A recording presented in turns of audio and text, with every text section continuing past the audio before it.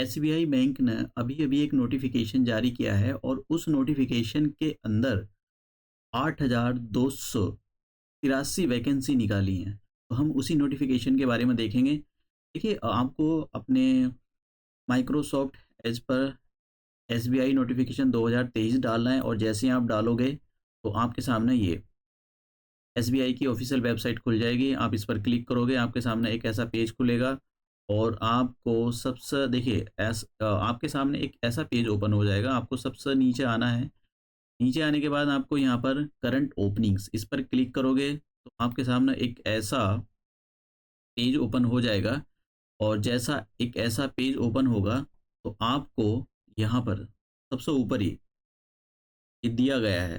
तो आपको करना क्या है, देखिए आपके सामने ये ऐसा आप मतलब होगा, तो आप इस पर जैसे ही क्लिक करोगे तो आपको नीचे ये एक पीडीएफ जो नोटिफ़िकेशन है ये खोल के दे देगा। तो आपको इंग्लिश वाले पर क्लिक कर देना है, उसके बाद में आपके सामने ये ओपन हो जाएगा।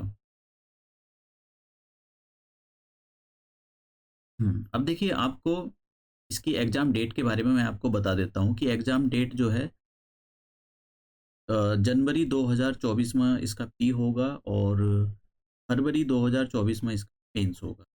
यहाँ पर ये जो वैकेंसी को इन्होंने डिस्ट्रीब्यूट किया है, तो देख सकते हो पूरी ये नंबर देखें आप ज़रा 8283 दिस इज़ द बहुत ही अजीब-सा नंबर है ये मतलब 8283 तब तो अब इन्होंने यहाँ पर देखिए सर्कल डाला हुआ है कि किस जैसे अहमदाबाद, अमरावती ये सब सर्कल डाला हुआ है कि किस पर कितनी वैकेंसी निकली हुई है। तो आप जिस भी स्टेट के हों, देखिए आप इसके अंदर लोकल लैंग्वेज पर ध्यान देना क्योंकि यहाँ पर साफ-साफ बोला गया है अगर आपको फॉर एग्ज़ाम्पल कोई यूपी का person Andhra Pradesh Andhra Pradesh circle choose करता है तो उसको वहाँ पर जो लोकल लैंग्वेज होगी उसके बारे में अच्छी नॉलेज होनी चाहिए क्योंकि उसका भी पेपर होगा। अगर उत्तर प्रदेश का कोई भी पर्सन उत्तर प्रदेश का सर्कल चूज़ करता है तो उसने 10th क्लास या 12th क्लास में हिंदी का पेपर दिया होगा और उसके अंदर फिर हिंदी का उसने पेपर दिया होगा तो फिर उसको कोई अलग से एग्ज़ाम देने की ज़रूरत नहीं है, इसमें बोला गया है। तो ये वैकेंसी हो गई। वैकेंसी के बाद आपको जो भी रिज़र्वेशन होगा वो सब दिया जाएगा।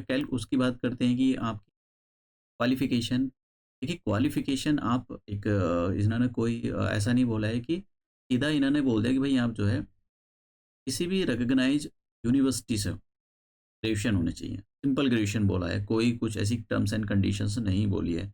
और इन्होंने ये भी बोला है कि जो भी मतलब जिनका कंप्लीट नहीं हुआ है और वो एग्ज़ाम दे रहे हैं, तो वो भी दे सकते हैं। लेकिन कंडीशन ये है कि 31/12/2023 को उनका रिज़ल्ट आ चुका हो।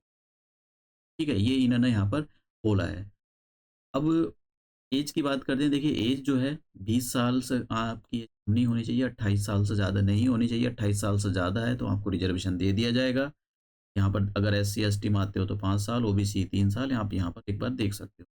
आपकी जो इन्होंने बोला है कि देखिए ऐज 1995 से कम नहीं होनी चाहिए और पूरा 24 1995 से कम नहीं होनी चाहिए और 14 तो मतलब इसी के बीच में, इससे ज़्यादा नहीं होनी चाहिए।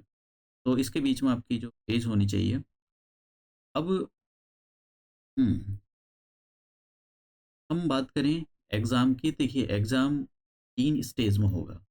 पहले में प्री होगा और इसके अंदर 3 सेक्शन होंगे। टोटल टाइम 1 आवर का होगा और टोटल क्वेश्चन 100 होंगे, टोटल मार्क्स का होगा। इंग्लिश लैंग्वेज पहला जो सेक्शन आएगा इंग्लिश लैंग्वेज का होगा, उसके लिए 30 क्वेश्चन होंगे 30 मार्क्स के और 20 मिनट मिलेंगे आपको। दूसरा न्यूमेरिकल एबिलिटी का होगा, क्वांटिटेटिव एप्टीट्यूड 35 इसके अंदर क्वेश्चंस होंगे और 35 मार्क्स का होगा, 20 मिनट आपको मिलेंगे। हर एक सेक्शन के अंदर आपको अलग से 20 मिनट तो अलग-अलग टाइम मिलेगा। रीज़निंग का जो होगा सेक्शन 35 क्वेश्चन 30 मिनट का होगा और 1/4 की इसके अंदर नेगेटिव मार्किंग होगी। अब बात करें जिनका क्लियर हो जाएगा उनको मेंस के लिए बुलाया जाएगा और मेंस के अंदर आपके फिर से 4 सेक्शन होंगे। एक तो आएगा जनरल और फाइनेंशियल अवेयरनेस, बैंकिंग से रिलेटेड क्वेश्चंस होते हैं, वे पूछे जाते हैं। 50 क्वेश्चन होंगे, 50 मार्क्स के 35 मिनट मिलेंगे। उसके बाद में इंग्लिश लैंग्वेज का होगा, ये केवल इंग्लिश में ही होगा। इंग्लिश ऐसा नहीं कि आपको दूसरी लैंग्वेज में हो। इसके लिए 40 क्वेश्चन होंगे, 40 मार्क्स, 35 मिनट का टाइम मिलेगा। क्वांटिटेटिव एप्टीट्यूड के अंदर आपको 50 क्वेश्चन होंगे, 50 मार्क्स, 45 मिनट का टाइम मिलेगा। रीज़निंग के अंदर और कंप्यूटर एप्टीट्यूड के अंदर आपको 50 क्वेश्चन, 50 60 मार्क्स का होगा और 45 मिनट्स ये टाइम मिलेगा।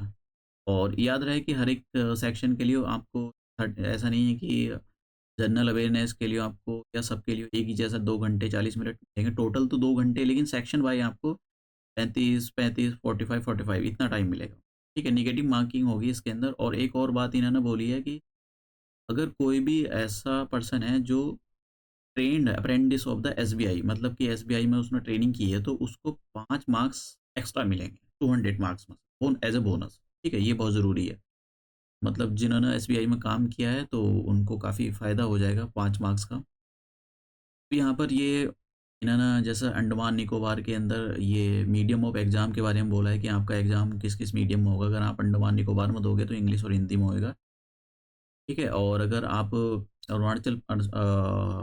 आंध्र प्रदेश में देते हो तो इंग्लिश, हिंदी, तेलुगु, उर्दू इनमें होएगा, ठीक है? ये सारी लैंग्वेज यहाँ पर इन्होंने दी गई हैं। उसके बाद में आपको अब यहाँ पर देखिए ये जो है as for specified opted local language.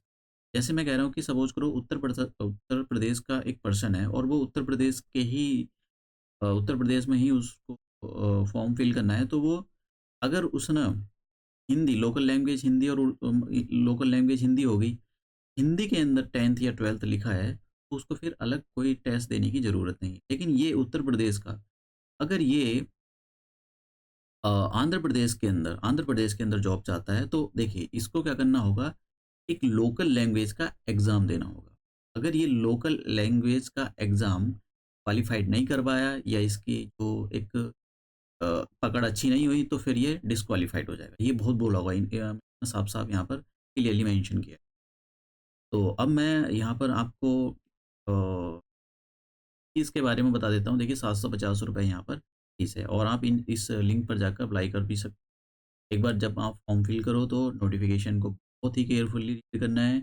ज़रा-सी mistakes बहुत बड़ी प्रॉब्लम क्रिएट हो जाती है। यहाँ पर इन्होंने ये एग्ज़ाम के जो सेंटर होंगे वो यहाँ पर दिए गए हैं, तो अपने अकॉर्डिंग आप चूज़ करना, स्किल के अकॉर्डिंग चूज़ करना है। अदरवाइज़ आपको हो सकता है कि आपने गलत सर्कल चूज़ कर लिया, तो आपको लोकल लैंग्वेज के बारे में नॉलेज नहीं हुई, तो फिर अब कोई सेंस नहीं बनता है। वैकेंसी काफ़ी है, बम्पर वैकेंसी है। इतनी वैकेंसी अब ये वैकेंसी आएँगी क्योंकि 2024 में जनरल इलेक्शन होने वाले हैं, तो ये सभी वैकेंसी एसएससी में भी बहुत भर-भर कर वैकेंसी आने वाली हैं। 1 लाख से भी ज़्यादा वैकेंसी आएँगी।